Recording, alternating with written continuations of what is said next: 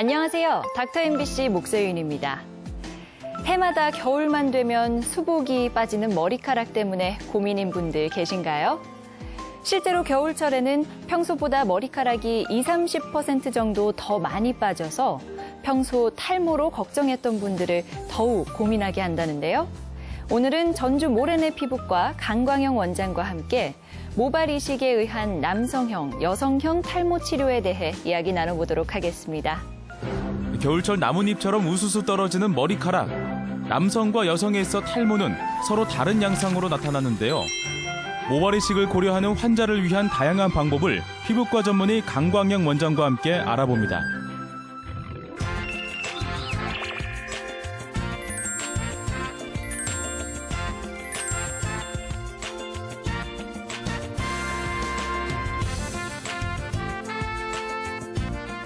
안녕하세요, 원장님. 안녕하십니까. 네. 보통은 수술하면 겨울철에 많이 한다고 생각하잖아요. 예. 모발 이식도 마찬가지인가요? 예, 맞습니다. 많은 사람들이 여름철에 하게 되면 피부가 덧나고 땀이 나기 때문에 수술 후 불편해하는 경우가 많다고 생각을 합니다. 네. 하지만 모발 이식은 두피 자체에 혈액순환이 활발하기 때문에 이러한 상처에 덧이 나거나 그러지 않습니다. 따라서 이런 모발 이식은 계절에 상관없이 아무 때나 할 수 있는 것이 장점이라고 할 수 있습니다. 예, 그런 장점이 있는데 그 먹는 약이나 바르는 약에 비해서 또 다른 장점이 있다면 뭐가 있을까요? 예, 보통 사람들이 가장 많이 접근하는 것이 먹는 약이나 바르는 약이라고 할 수가 있습니다. 예. 그래서 많은 사람들이 치료에 쉽게 접근하고 있는데 모발 이식은 수술이라고 생각하기 때문에 상당히 어렵게 생각을 하는 경우가 많게 됩니다. 하지만 먹는 약이나 바르는 약들은 치료할 때는 효과를 내지만 치료를 중단하게 되면 다시 기존에 탈모가 진행되지 않았던 머리들이 탈모가 진행을 하게 됩니다. 네. 반면에 모발 이식은 한번 시술하게 되면 새로 자란 머리들은 영구적으로 자라게 되고 또한 치료 후에 보통은 6개월 정도가 되게 되면 외모의 변화를 가져오게 됩니다. 네. 그래서 이런 치료 효과가 빨리 나타난다는 것이 이제 먹는 약이나 바르는 약에 비해서 장점이라고 할 수 있습니다. 예, 말씀하신 것처럼 그래도 모발 이식은 수술이다라는 생각이 있어서 예. 환자분들이 고민을 좀 할 것 같아요. 예. 실제로 수술 전 가장 많이 고민하는 건 어떤 부분인가요? 예, 저희가 진료할 때 그 수술을 상담으로 왔을 때 가장 많이 물어보는 것 중에 하나는 아프지 않나요? 이런 예. 질문을 많이 합니다. 사실 저희가 이러한 그 수술을 했을 때 아픈 부위는 전혀 아프지는 않는 것은 아니고요. 어느 정도 아프게 되는데 주사 놓을 때, 마취 주사 놓을 때 정도 통증과 또 뒤쪽에서 채취했을 때 그 채취된 부위가 마취가 깨고 났을 때 통증이 하루 정도 지속되게 됩니다. 그래서 이처럼 지속된 통증은 하루 정도가 지나면 이렇게 없어지게 되기 때문에 실제로 통증에 대해서 그렇게 걱정은 하지 않아도 예. 괜찮을 걸로 생각하고요.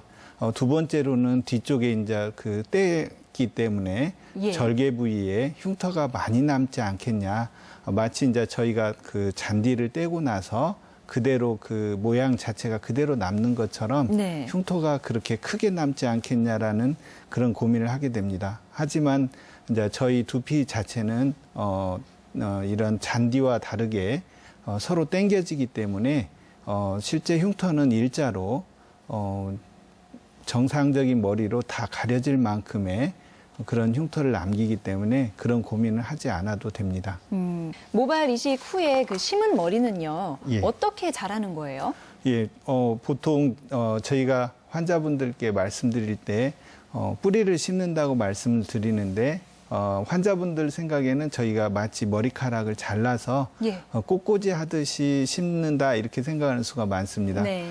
실제는 저희는 이제 심는 것 자체가 뿌리를 심게 되는데 심어진 머리카락들은 보통 2주 정도 자라게 됩니다. 그래서 저희가 0.5cm 정도 두피 밖으로 나오게 머리카락을 심게 되는데 2주 정도 자라서 1cm 정도가 되게 됩니다. 그리고 이제 이 자란 후에는 이제 본인이 이제 수명을 다했다고 생각하고 두피에 자기의 이세를 남기게 되는 거죠. 그래서 네. 그렇게 남겨진 이세가 점점 작업을 하게 되고요. 그리고 먼저 심어진 머리는 빠지게 됩니다. 그래서 한 달 정도가 되면은 심기 전하고 똑같아지는 거죠. 그래서 두피에 남아진 새로 생성된 그런 그 모발은 점점 작업을 해서 자라게 돼서 두피 밖으로 나오는 데는 3개월이 걸리게 됩니다. 그래서 3개월 정도가 지나면 마치 우리가 처음 수염 날 때 코밑이 좀 거뭇거뭇해지는 것처럼 두피 심어진 자리도 역시 마찬가지로 조금 거뭇거뭇해지면서 자라게 되고요. 한 달에 1cm씩 자라게 됩니다. 그래서 심은 지 6개월 정도가 되면 한 3cm에서 5cm 정도 자라기 때문에 이때부터는 외모의 변화를 가져오게 되고 심어진 머리가 최대 효과를 내기에는 10개월에서 1년 정도가 되게 되면 최대 효과를 내고 머리도 이때는 머리도 자를 수가 있게 됩니다. 아, 그렇군요. 요즘은 젊은 사람들 사이에서도 탈모가 발생하곤 하는데 젊은 분들도 모발 이식이 가능한가요? 예. 젊은 사람에서는 많은 의사마다 조금씩 생각의 차이는 있습니다. 진행이 되지 않은 초기의 단계이기 때문에 진행이 많이 된 뒤에 수술을 하는 게 좋지 않냐 그렇게 보는 입장도 있고 예. 저 같은 경우는 이러한 그 젊은 사람에서도 탈모가 조금 진행됐더라도 스트레스를 받는다고 하면은 시술을 해주는 것이 좋다고 생각을 합니다. 왜냐하면 많은 젊은 친구들을 수술을 해줘 보면은 수술의 변화가 굉장히 다르게 나타납니다. 좀 더 자신감 있게 변하게 되고 모든 일에 적극적으로 변하는 걸 볼 수 있어서 젊은 친구일수록 스트레스를 받는다고 하면은 이를 교정해주는 모발 이식을 통해서 교정해주는 것이 본인의 어떤 변화에 대해서 잘 적응할 수 있을 걸로 생각을 합니다. 예. 근데 이제 젊은 남성뿐 아니라 이제 여성에서도 이마 헤어라인이 좀 이렇게 많이 넓은 분들이 있어요. 예, 예. 이마 부분에 탈모가 진행하는 분들이 있는데 예. 이럴 때도 모발 이식이 가능한가요? 예. 예전에는 남자들만 이렇게 이마가 넓어진다고 생각을 했는데 점차로 문명이 발달하면서 여자들도 이마가 넓어지는 사람이 많아지고 있습니다. 이때도 역시 모발 이식을 하게 되면 여성에서 이마가 넓어진 경우에는 마치 이제 남성처럼 보이게 됩니다. 네. 그래서 좀 더 강한 인상을 보이게 되고 또한 얼굴이 커 보이기 때문에 이것으로 인해서 스트레스를 많이 받게 되는 거죠. 심지어 자매간에도 자기가 이마가 넓은 경우에는 자매간에도 이를 안 알리고 싶을 정도로 스트레스를 많이 받는 경우가 있습니다. 예. 따라서 이때 수술을 하게 되면 얼굴도 좀 더 작아지고 좀 더 여성스럽게 변하는 걸 볼 수가 있습니다. 예.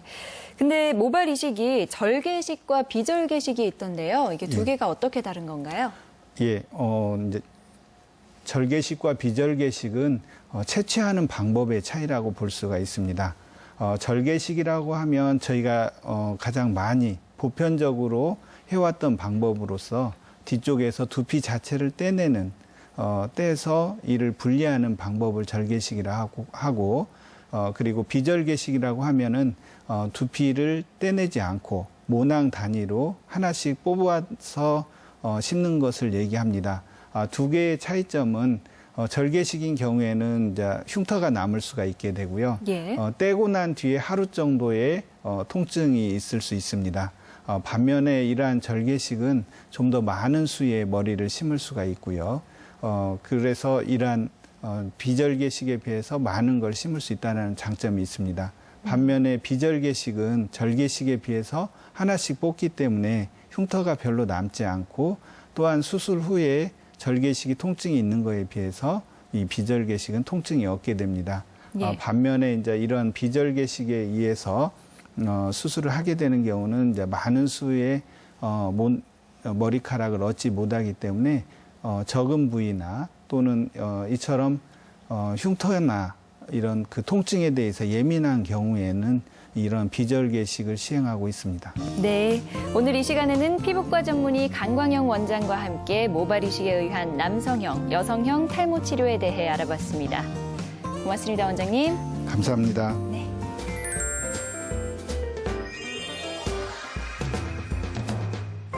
본격적인 겨울 추위가 시작되면서 허리 통증을 호소하는 환자가 늘고 있습니다.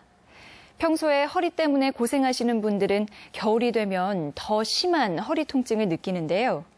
그래서 오늘 이 시간에는 정읍 튼튼 신경외과 장홍전 원장과 함께 허리 통증 없는 겨울을 위한 요통의 원인과 치료에 대해 알아봅니다.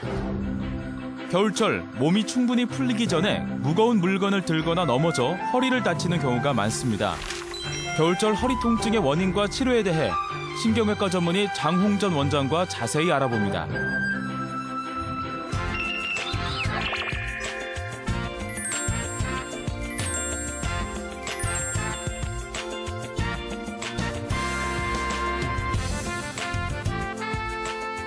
안녕하세요, 원장님. 네, 안녕하세요. 네. 겨울철이면 허리가 아프다는 얘기를 더 많이들 하세요. 네. 그런데 이렇게 겨울에 더 아픈 이유는 뭔가요? 네, 이처럼 겨울이 되면 허리 통증이 유난히 더 심해지는 분들이 많습니다. 그 이유는 활동량이 줄어들면서 척추뼈를 이루고 있는 근육이나 인대, 관절 부위의 유연성이 떨어지게 되고 또 겨울에는 체온 유지를 위해서 혈관이 수축하게 되는데 특히 척추 관절 주위의 근육에 혈관이 수축하게 되면서 더 경직을 더 도모하게 됩니다. 이렇게 뻣뻣하게 유연성이 떨어진 척추 관절에 조그만 무리를 하게 되면 통증이 더 쉽게 일어날 수가 있죠.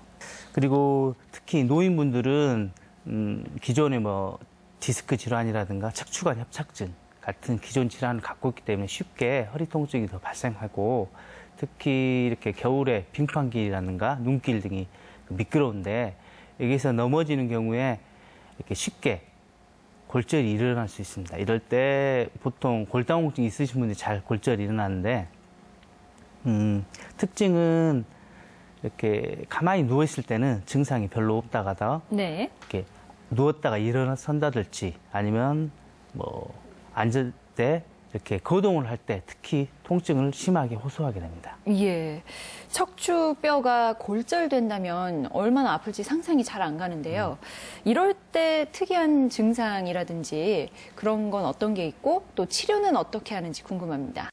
네, 그 증상은 골절 주위에 있는 뼈를 그 뒤에서 이렇게 가볍게 주먹으로 좀 두들겼을 때 심한 압통을 호소하는 경우가 많고 그리고 흉추 부위에 골절이 됐다면은 그 흉추 주위를 따라서 양옆으로 갈비뼈까지 통증이 전달되는 경우가 많습니다. 또한 하부 요추 쪽에 골절이 생겼다면은 엉덩이나 골반까지 통증이 내려오는 경우가 많습니다. 이렇게 증상이 생겼을 경우에 이제 병원을 찾게 되는데 그림에서 보는 것 같이 간단하게 먼저 엑스레이 방사선 사진을 찍게 되는데 옆에서 봤을 때 이렇게 네모난 뼈가 이렇게 움푹 패인다든가 찌그러져 보이면은 압박골절을 의심해 볼 수가 있습니다. 네. 근데 이것이 예전부터 있던 골절인지 아니면 이번 최근에 외상에 의해서 생긴 골절인지 좀 불분명할 때가 있기 때문에 이때는 MRI 검사를 하게 되는데요. 이 두 번째, 세 번째 그림을 보게 되시면은 이 정상적인 뼈 부위하고 이 골절이 된 척추뼈 부위하고 색깔이 확연하게 차이가 나는 것을 알 수 있습니다. 예. 이렇게 쉽게 진단을 할 수 있고 MRI를 통해서 그래서 이렇게 진단이 된 경우에 무조건 수술하는 건 아니고요. 먼저 2, 3주간 보존 쪽 치료를 하게 됩니다. 보존 쪽 치료는 먼저 약물 치료하고 후관절 신경 치료를 같이 병행해서 같이 하고 가장 중요한 것은 침상 안정.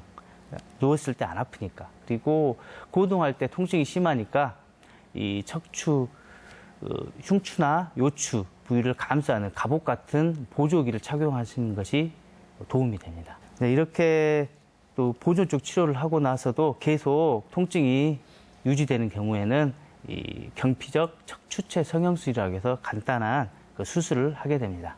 이 그림에서 보는 것과 같이 이거는 이제 간단한 수술인데요. 골절된 부위에 수술할 부위에 피부에 국소 마취를 한 다음에 좀 굵은 주사 바늘을 집어넣어서 척추뼈 안으로 중앙에 위치하게 한 다음에 인체용 뼈 시멘트를 흐르지 않게, 옆으로 새지 않게 조심스럽게 주입시켜주는 방법인데요. 대부분의 이 수술한 환자의 거의 90%는 통증이 많이 소실되는 아주 좋은 시술법입니다. 예. 근데 나이가 좀 많으신 분들은 골다공증 때문에 허리 통증을 호소한다 이렇게 이야기할 수 있겠지만 40, 50대 장년층에서는 허리 통증이 왜 생기는 걸까요? 네. 장년층도 마찬가지로 네. 겨울철에는 이렇게 혈관 수축이 많이 되고 그러면서 이 척추 관절 주위의 근육이나 인대에 경직이 되고 또 아무래도 겨울철이다 보니까 운동량이 떨어지기 때문에 체중이 약간 증가하면서 허리에 무리가 가게 됩니다.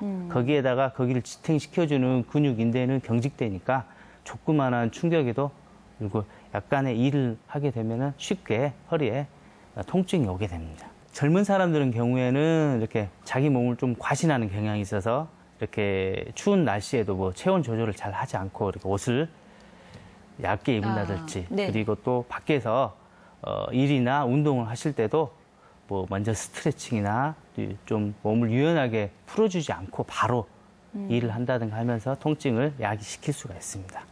그리고 구조적으로 문제가 있는 경우에 또 평상시에 모르고 있다가 겨울철에 허리 통증이 있어서 병원에 오셔서 진단을 해보고 척추 전방 전이증이라든가 예. 그리고 척추 분리증 같은 구조적으로 문제가 있는 경우가 많습니다.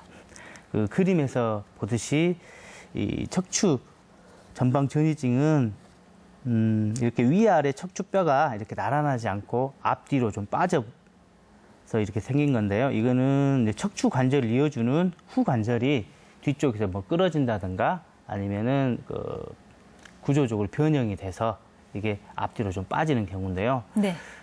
증상은 뭐 평상시에는 별로 증상이 없는데 이렇게 앉아서 오래 일을 한다든지 서서 계속 일을 좀 오래 한다든지 할 때 허리 통증을 심하게 호소하는 경우가 많습니다. 예. 그렇다면 마지막으로 겨울철에 요통을 없애기 위한 생활 습관이나 운동이 있다면 소개해 주시겠어요?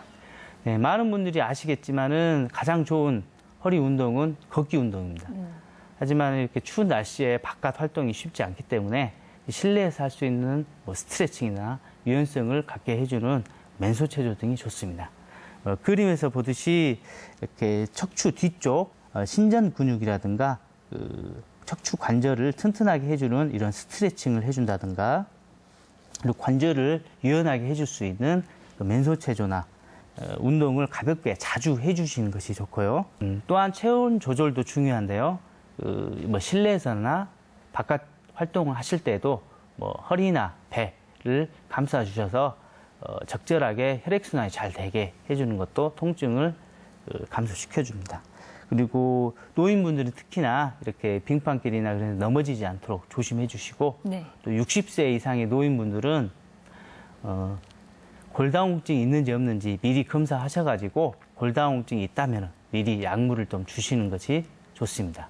그리고 젊은 분들은 너무 몸에 과신하지 마시고 네. 항상 체온 조절도 잘 해주시고 밖에서 활동하실 때는 반드시 이렇게 준비 운동, 스트레칭을 한다든가 이렇게 몸이 좀 풀린 상태에서 운동을 한다든가 일을 하시면 좋습니다. 예. 오늘 이 시간에는 척추 전문의 장홍전 원장과 함께 겨울철 요통의 원인과 치료에 대해 알아봤습니다. 고맙습니다, 원장님. 네.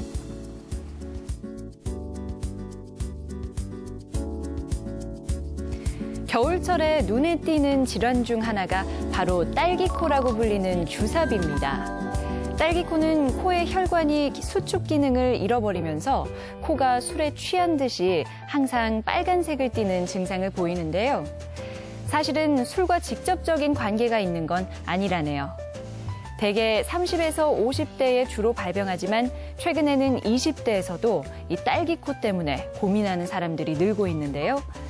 스스로 치료한다고 염증 부위를 짜거나 임의로 스테로이드 연고를 바르는 건 금물이고요. 음주나 자극적인 음식, 심한 운동도 피하시는 게 좋다고 합니다. 초기에 치료하지 않으면 안면홍조증으로 발전하기까지도 한다니까요. 반드시 전문의를 찾아서 적절한 치료를 받으시는 게 좋겠습니다. 제가 준비한 소식은 여기까지입니다. 저는 다음 주 이 시간에 다시 찾아뵙겠습니다. 고맙습니다.